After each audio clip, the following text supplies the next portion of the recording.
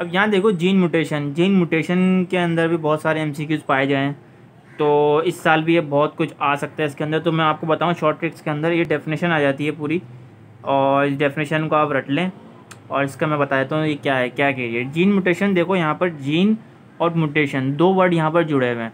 तो जीन का मतलब समझ लेना क्या होता है। अब देखो जीन तो आपको पता है कि भैया जीन होती है सिंपल, एक क्रोमोसोम के अंदर जीन्स होती है, वही सारे जीन जो होती है वो आपके अंदर जो है चेंजेस प्रोड्यूस करती हैं।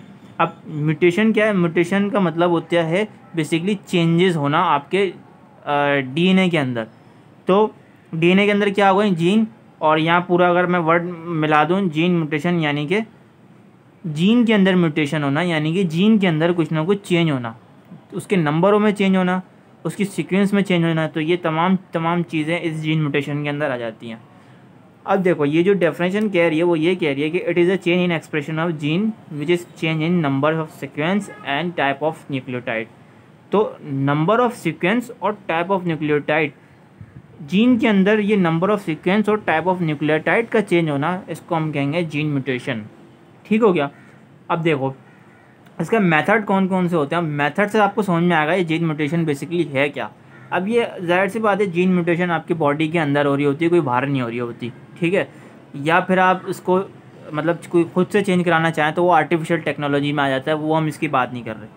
तो अब देखो इसके मेथड्स में आपको बताया चलूँ, यहाँ जो है वो देखो इतना आपको याद रखना है कि एमसीक्यूज़ में किस तरीके से आएंगे। देखो मेथड्स तो आपके सामने पहला मेथड्स आ सकता है इन्वर्जन, दूसरा पूछा जाएगा सब्स्टिट्यूशन, और उस सब्स्टिट्यूशन के अंदर ये भी पूछा जाएगा एमसीक्यूज़ में कि उसके कौन से वो 3 मेन टाइप्स हैं सब्स्टिट्यूशन के जीन म्यूटेशन के अंदर, इस तरीके से आएगा। तो आप सिंपल ये 3 बता देंगे, ट्रांजिशन, ट्रांसवर्जन और डिलीशन, ये इनके 3 मेन टाइप हैं सब्स्टिट्यूशन के। अब देखो यहाँ तीसरा जो है पॉइंट म्यूटेशन। तो ये अगर आपसे ये मेथड्स पूछे जाए ना, सिर्फ मेथड्स कितने हैं, तो आप बताएंगे 1 2 3 मेथड्स हैं जीन म्यूटेशन के अंदर। अगर आपसे पूछा जाए कि मेन टाइप्स कितनी है सब्स्टिट्यूशन के अंदर, तो आप ये 3 बताएंगे। सही हो गया, इतना क्लियर हो गया। अब देखो ये समझते हैं ये क्या है, इन्वर्जन क्या है।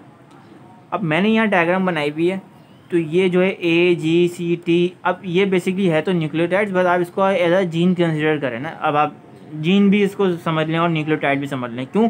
क्योंकि हमें इसकी नंबर ऑफ़ सीक्वेंस और टाइप ऑफ न्यूक्लियोटाइड हमें पता है ना कि ये पूरा का पूरा जीन है, और हमें इसकी नंबर ऑफ़ सीक्वेंस में तब्दीली लानी है और इसकी जो है वो टाइप ऑफ न्यूक्लियोटाइड में तब्दीली लानी है। इसलिए मैं कह रहा हूँ इसको आप एक एक जो है वो जीन समझ लें, इसको कंसिडर कर लें, ये जीन हो गया।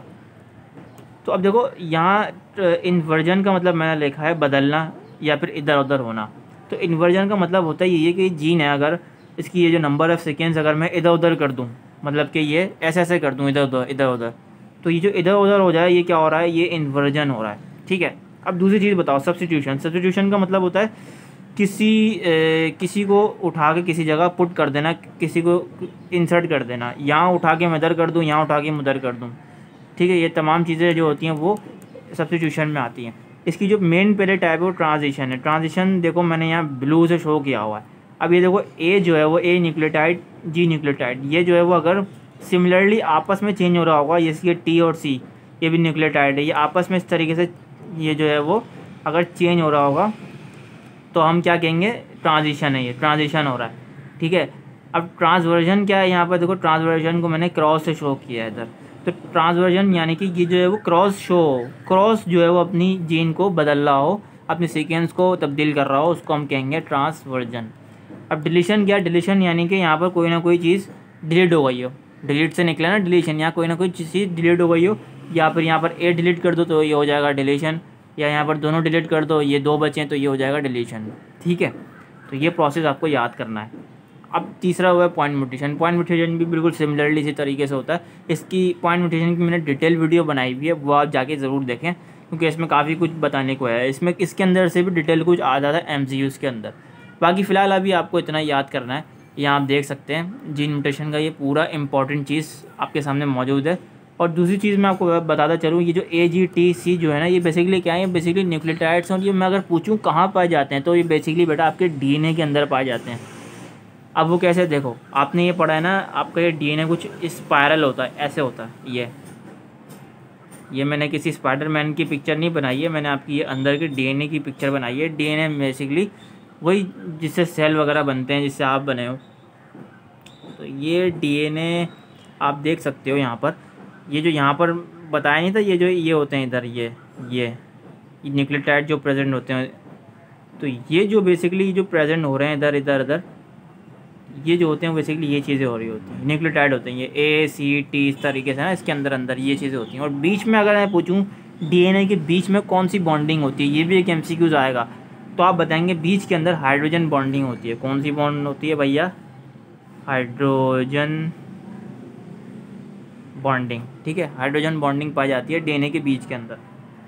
बाकी वही आप देख सकते हैं कि ये जो है वो ACTG जितने भी हैं वो यहाँ पर होते हैं। अच्छा, ये जो है वो अगर मैं पूछूं यहाँ पर AGTC, ये मतलब इनके अंदर ख़ास तौर पे किससे किससे जाके मिलते हैं, तो मैंने यहाँ पर एक शॉर्ट ट्रिक से याद किया था कि A जो है वो T के साथ, बेसिकली A जो है वो T के साथ मिलता है और G जो है वो C के साथ जाके यहाँ पर कंबाइन हो रहा होता है, मतलब आमने सामने जो होता है, ठीक है ना। तो ये मैंने किस तरीके से याद किया था? ये मैंने किया था कि यहाँ पर हो गया एट गर्ल्स कॉलेज, इस तरीके से मैंने याद किया था। एक मीम सी at girls college. At girls college का मतलब ये है कि A जो है वो T के साथ अटैच होगा और G जो है वो C के साथ अटैच होगा। इसी तरीके से ये अंदर जो है वो आप देख सकते हैं यहाँ पर AT जो होगा वो यहाँ पर डबल बॉन्ड होगा और GC जो होगा यहाँ पर ट्रिपल बॉन्ड होगा। ये भी एक इम्पॉर्टेंट है, पूछ लिया जाता है कि GC बताएं।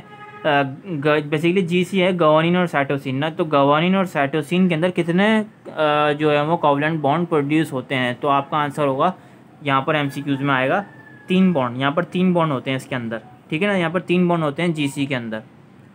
और अगर पूछ लिया जाए कि बताएं एडिनाइन और ट्राइसिन के अंदर यहाँ पर कितने बॉन्ड प्रेजेंट होते हैं DNA के अंदर, तो यहाँ पर जो होंगे भैया यहाँ पर डबल बॉन्ड होते हैं, ठीक है, यहाँ पर डबल बॉन्ड और यहाँ पर ट्रिपल बॉन्ड। ये चीज़ आपको MCQs में अच्छे नंबर दिलवाएगी। छोटी छोटी चीज़ें और छोटी छोटी चीज़ें पूछी जाती हैं, इसलिए आपको अपनी बेसिक्स पे काम करना है। और यहीं जो है वो इस DNA के अंदर ही ये जीन म्यूटेशन जो मैंने पढ़ा है, ये जीन म्यूटेशन इस DNA के अंदर ही हो रही होती है।